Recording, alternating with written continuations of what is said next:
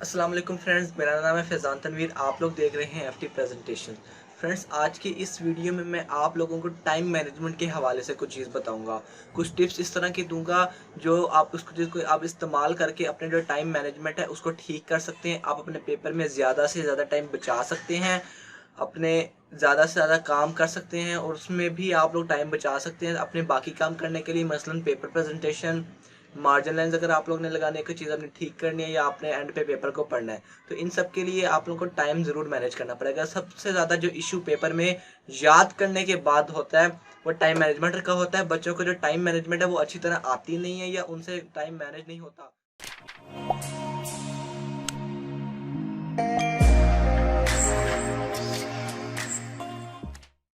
तो आज की इस वीडियो में मैं आपको कुछ टिप्स बताऊंगा। उन टिप्स पे अगर आप लोग अमल कर लेंगे तो आपका जो टाइम मैनेजमेंट की स्किल है वो काफ़ी बेहतर हो जाएगी। मैंने आप लोगों को पहले भी बताया कि जो टाइम मैनेजमेंट की स्किल है वो बच्चा अपने अंदर खुद डेवलप करता है। मेरे पास खुद अपने हिसाब से टाइम मैनेजमेंट की स्किल है, आपके पास कुछ और होगी। तो ये चीज़ आप लोगों की प्रैक्टिस से आएगी। जब आप लोग एक बार टेस्ट को अच्छी तरह तैयार कर लेंगे, उसके बाद जब आप लोग उसको रिटर्न आप मतलब टेस्ट देंगे, ये बोर्ड से पहले की बात बता दूं, जब आपका टेस्ट सेशन होता है तो जब आप उसमें अच्छी तरह कर लेंगे तो उसके बाद आप लोगों को टाइम खुद से मैनेज करना आ जाएगा। लेकिन जो तरीके आज मैं आपको बताऊंगा उससे आपको पता चल जाएगा। आपको उसकी जो टिप्स होती हैं, जो उसके अलावा टिप्स के साथ साथ आपको ऐसी चीज़ें भी पता चल जाएंगी जो जिससे आप लोग अपने टाइम को ज़्यादा से ज़्यादा बचा सकते हैं। ठीक है, मतलब कि आप समझ तो गए होंगे कि मैं क्या बात करना चाह रहा हूँ कि आपका ज़्यादा से टाइम बच सके लिखने के अलावा। ठीक है, तो इन चीज़ों पे आपने ज़्यादा से ज़्यादा अमल करना है ताकि आपके पास एंड पे अपने क्वेश्चंस करने को भी ज़्यादा टाइम बचे। तो वीडियो बहुत ज़्यादा इंटरेस्टिंग होने वाली है। मेक श्योर कि आप लोगों ने वीडियो को ज़रूर लाइक करना है, साथ ही अपने फ्रेंड्स में शेयर करना है। तो फ्रेंड्स, स्टार्ट करते हैं। जिस तरह आप लोग जानते हैं कि आपका जब बोर्ड का पेपर आपको सबसे पहले आपको ऑब्जेक्टिव आता है। बोर्ड के पेपर में आपको एक दस्ता सा आपको वो पकड़ा देते हैं, उसमें अगली साइड पे और बैक साइड पे बबल शीट होती है और दरमियान में आपका सब्जेक्टिव का आंसर शीट होती है जिसे आप कहते हैं। तो उसमें आप लोगों ने क्या करना है, आप लोगों ने टाइम अपना बिल्कुल वेस्ट नहीं करना है, क्योंकि बहुत से बच्चों को मैंने खुद अपने बोर्ड के एग्जाम्स में देखा है कि जब वो उनके पास वो शीट आ जाती है तो वो आराम से बैठ जाते हैं और जो ऑब्जेक्टिव है उसका इंतजार करते हैं कि जब ऑब्जेक्टिव आएगा उसके साथ ही हम लोग बबल्स को फिल करेंगे और जो सारा आपका सिनेरियो होता है उसको कंप्लीट करेंगे। लेकिन आप लोगों ने इस तरह, आप लोगों ने खास तौर पे जो लोग ये वीडियो देख रहे हैं, आप लोगों ने क्योंकि वीडियो ही क्लिक इसलिए की है आप ये टिप्स जानने के लिए, तो आप लोगों ने ऐसी गलती बिल्कुल नहीं करनी। आप लोगों ने जैसे पेपर आपको मिलेगा, जो आपका आंसर शीट होगी उस पर जल्दी से आप लोगों ने, जल्दी से मगर ध्यान से आप लोगों ने जो सारे पर्टिकुलर्स हैं उनको फिल कर लेना। अपना नेम, जो आपका डेट या सब्जेक्ट है या उसमें जो बबल्स और रोल नंबर वो आपने अच्छी तरह, लेकिन मैं आपको दोबारा कह रहा हूँ कि आप लोगों ने ध्यान से उसको चेक करना है, ध्यान से उसको फिल करना है, लेकिन जल्दी करना है। आप लोगों ने बैठ नहीं जाना कि जब ऑब्जेक्टिव आएगा तभी हम स्टार्ट करेंगे। जब आप लोग सारे पर्टिकुलर्स फिल कर लेंगे उसके बाद जो आपको ऑब्जेक्टिव, उससे आप लोग के 3 से 4 मिनट बच जाएंगे। ठीक है, उसके बाद आपको जब ऑब्जेक्टिव आएगा आपने क्या करना है, सबसे पहले ऑब्जेक्टिव पे टिक लगा लेने हैं। टिक, क्योंकि मैं जानता हूँ कि वो लोग ये एक्सेप्ट नहीं करते, लेकिन जो मैं आपको तरीका बताऊंगा ना वो आप लोगों ने गौर से सुनना है।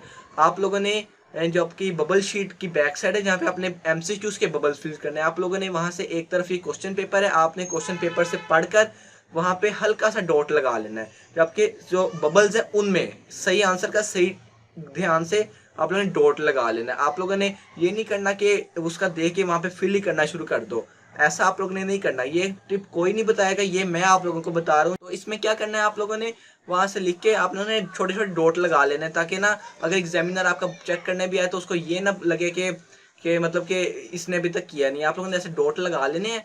डॉट लगाने के बाद आप लोगों ने अब आराम से, अब आपने ऑब्जेक्टिव अपनी कंप्लीट कर ली है। एक तरीके से ऑब्जेक्टिव कंप्लीट करने से यही मुराद है ना कि आप लोगों, क्योंकि बाद में तो उसने वो ऑब्जेक्टिव की जो शीट है वो ले जानी है वापस, तो आपको नहीं मिले। तो जब आप उसको डॉट लगा लेंगे फिर आपके पास पूरा एक टाइम होगा जितना पेपर का टाइम है, क्योंकि वो जो आंसर, वो जो बबल शीट है वो तो आपसे नहीं लेके जाई जाएगी ना, वो तो आपको सब्जेक्ट के साथ देनी पड़ेगी उसको वापस एग्जामिनर को।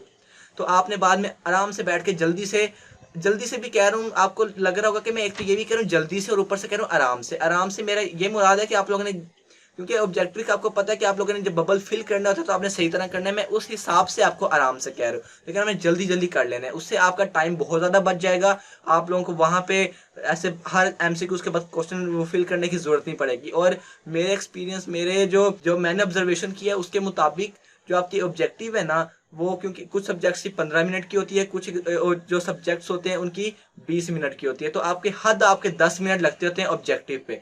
अगर जो मैथ का आपको बताऊंगा उससे आपके 7-8 मिनट लग जाएंगे। तो आपके क्योंकि आपके लिए टाइम है वो बहुत ज़्यादा कीमती है, तो जितना आप टाइम बचा सकें आपने उतना टाइम बचाना है। जब वो वापस आपसे ऑब्जेक्टिव की जो शीट है वो ले जाएगा तो आपको फिक्रमंद होने की ज़रूरत नहीं है, क्योंकि आपने पहले से डॉट या थोड़ा सा फिल कर दिया होगा। अब ले जाएगा, लेकिन आप लोगों ने एक और चीज़ देखनी है। मैंने आपको पहले बताया ना कि जो ऑब्जेक्टिव 10 मिनट में हो जाती है। अब जिन सब्जेक्ट्स के 15 मिनट की या 20 मिनट की ऑब्जेक्टिव है ना, जो आप क्योंकि अब आपके 10-15 मिनट बच चुके हैं, ठीक है, ये जो 5-10 मिनट, सॉरी 10-15 नहीं, 5-10 मिनट आपके बच चुके हैं। अब इनको आपने यूटिलाइज करना है। अब आप लोगों ने बैठे नहीं रहना कि जब सब्जेक्टिव आएगा तो फिर सब्जेक्टिव शीट को तैयार करेंगे, फिर इस तरह की चीज़ें ये आप लोगों ने नहीं करनी। आप लोगों ने जैसे वो चीज़ वहाँ पे डॉट लगा ली है, आप लोगों ने जल्दी से मार्जिन लाइन लगाना शुरू कर देनी है। ठीक है, मार्जिन लाइन आप लोगों ने काफ़ी जल्दी लगा लेनी है, नीट लगानी है, लेकिन जल्दी आप लोगों ने कोई 20-25 साइडेड पे आप लोगों ने मार्जिन लाइन लगा लेनी है, ताकि आपका ड्यूरिंग पेपर उस पे टाइम वेस्ट ना हो।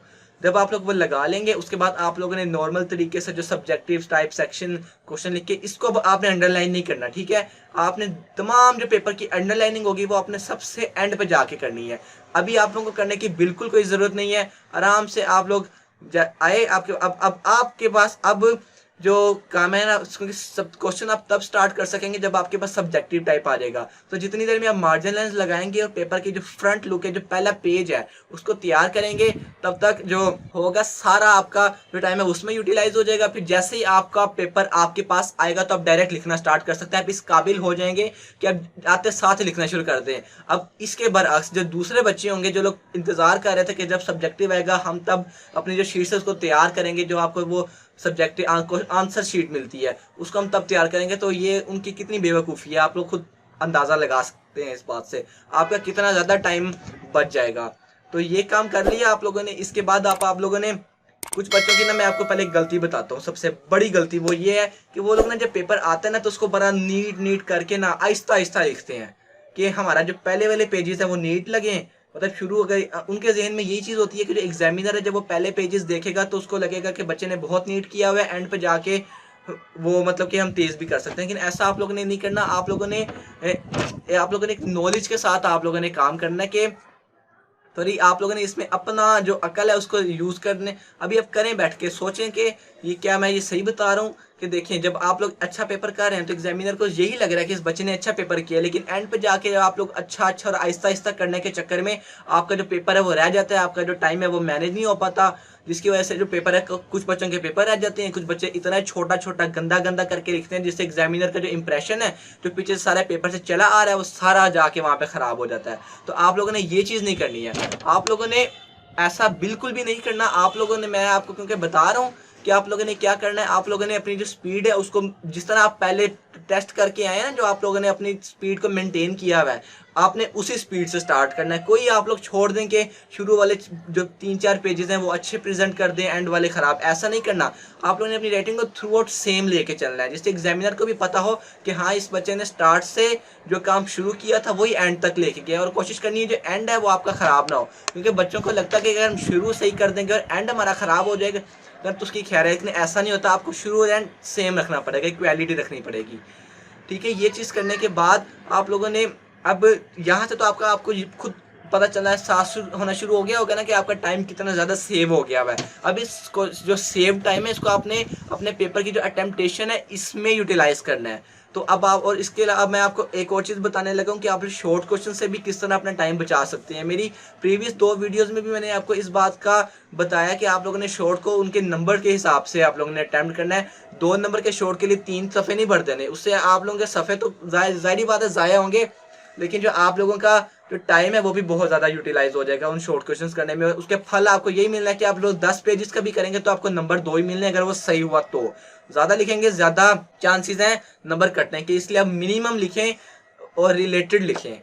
तो इस तरह भी आप लोग जो आपका टाइम है वो काफ़ी ज़्यादा बच जाएगा। और आप लोगों को मैंने बता दिया कि जो आपने पेपर प्रेजेंटेशन है ना तैयार आप लोगों ने कर लेना अगर आप लोगों के पास टाइम है। लेकिन यही करना है कि जो अंडरलाइनिंग आप लोगों ने करनी है, जो हेडिंग्स के नीचे अंडरलाइनिंग करनी है, जो जो मेन हेडिंग सब, एक तो सब हेडिंग्स होती है ना, एक मेन हेडिंग्स होती है, इनके दरमियान अंडरलाइन करने पे आप लोगों ने ये सबसे एंड पे करना है। जिस तरह मैंने आपको तरीका बताया उससे आपका बहुत ज़्यादा टाइम आप लोगों का बच जाएगा ये चीज़ करने के लिए। इसके बाद जब मुझे यकीन है कि अगर आप लोग ये तरीका लेके चलेंगे तो आप किसी भी सब्जेक्ट का पेपर करें, ख्वाह वो उर्दू का ही पेपर क्यों ना हो, आप लोगों का अगर बेशक उर्दू का पेपर है, कोई भी आपका सब्जेक्ट है, तो आपके पास एंड में 20 मिनट तो लाजमी बच जाएंगे। ये मैं आप लोगों को किस बिला वजह हवा में आप लोगों को नहीं बता रहा, मैं आपको सच बता रहा हूँ, रियलिटी बता रहा हूँ कि अगर आप इन तरीकों के मुताबिक काम करेंगे ना, इस तरीकों के मुताबिक बोर्ड का जो एग्जाम है उसको प्रिपेयर करेंगे, प्रिपेयर से मुराद अटेम्प्ट करेंगे, तो आपके ज़रूर एंड पे 20 ने हद नहीं तो 15 मिनट तो ज़रूर बच जाएंगे। ठीक है, ये 20 मैंने आपको अपना बताया, लेकिन आपके चलो आप 15 लगा लो यार, आप 10 मिनट भी लगा लो, तो क्या 10 मिनट में आप हेडिंग्स की जल्दी से लाइनें नहीं लगा सकते? क्या अपने पेपर को एक बार गो थ्रू नहीं कर सकते कि आपने जो सवाल है वो पूरे अटेम्प्ट किए हैं कि नहीं किए? ठीक है, इसके और सबसे अब जब मैं आपको बात बताने लगा हूँ ना, आप बेशक कॉपी पेंसिल पकड़ लें और वहाँ उसको लिख लें, क्योंकि ये साइकोलॉजी होती है एक इंसान की। इसके साथ आप लोगों को वो चीज़ भी पता चलेगी जो आपको मे भी पहले ना पता हो, कि ना आप लोगों ने, ये मेरी आजमाई हुई बात है और मैंने लोगों को भी ये आजमाते हुए देखा है कि ना आप लोग घड़ी, आप लोगों को टीचर्स कहते हैं कि आप लोग एग्जामिनेशन हॉल में घड़ी ज़रूर लेके जाएं। क्या पता आपका जो एग्जामिनेशन सेंटर बना है वहाँ पे जो घड़ी है वो ना हो। तो ये चीज़ बिल्कुल ठीक है, मैं बिल्कुल इस चीज़ को अप्रिशिएट करता हूँ कि आपके पास जो घड़ी है, रिस्ट वॉच है, वो ज़रूर होनी चाहिए, लेकिन आपने उसको यूज़ नहीं करना। अब आप लोगों को ये सुन के बड़ा अजीब सा लग रहा होगा कि यार ये मैं क्या कह रहा हूँ कि इसको यूज़ नहीं करना। मैं आपको सच बता रहा हूँ, इस घड़ी को आपने बार बार ऐसे देखते नहीं रहना। ठीक है, बार बार देखने से आप लोगों का जो टाइम है वो बहुत ज़्यादा वेस्ट होगा। आप लोगों के नर्वस हो जाएंगे कि अगर आप लोगों के लॉन्ग क्वेश्चंस पढ़ें और लॉन्ग क्वेश्चंस के लिए आपके पास, आपने 4 लॉन्ग क्वेश्चंस करने, उसके लिए आपके पास हाफ एन आवर पड़ा है, तो इससे ना जो बंदा होता है, जो इंसान होता है, वो बहुत ज़्यादा कन्फ्यूज़, बहुत ज़्यादा आप कन्फ्यूज़ ही कह सकते हैं, उसमें एक एंजाइटी भर जाती है। इसलिए आप लोगों ने इन चीज़ों से बचना है, कंफ्यूज नहीं होना, नर्वस खास तौर पे नहीं होना। आप लोगों ने टाइम को सिर्फ इसलिए देखना है कि आप लोग जब आप क्वेश्चंस कर रहे हो तो उसके बाद जो आपके पास टाइम है वो बच जाए। ठीक है, टाइम आप लोगों ने बचाना है। अगर आप इन टिप्स को फॉलो करेंगे तो ज़रूर आपका जो टाइम है वो बच जाएगा। और बार बार दोबारा कह रहा हूँ कि मैं अपने घड़ी को बार बार नहीं देखता। हाँ, आप लोगों ने देखना है कि जब मेरा एक पार्ट हो जाए या 2 पार्ट हो जाए या लॉन्ग क्वेश्चन की तरफ आ जाओ, तब आप लोगों ने घड़ी को यूज़ करना है। लेकिन बीच बीच में ये नहीं कि हर क्वेश्चन के बाद आप लोग घड़ी को यूज़ करते रहें, ऐसा आप लोगों ने बिल्कुल नहीं करना। तो ये थी मेरी कुछ टिप्स। अगर आप लोगों को ये टिप्स पसंद आई, अगर आप लोग इसमें कुछ एडिशन करवाना चाहते हैं तो ज़रूर मुझे कमेंट्स में आप लोगों ने बताना है कि ये चीज़ जो थी इसमें कमी थी, आप इसको थोड़ा सा इस तरह चेंज करना है, तो मैं ज़रूर इस चीज़ को कंसीडर करूँगा।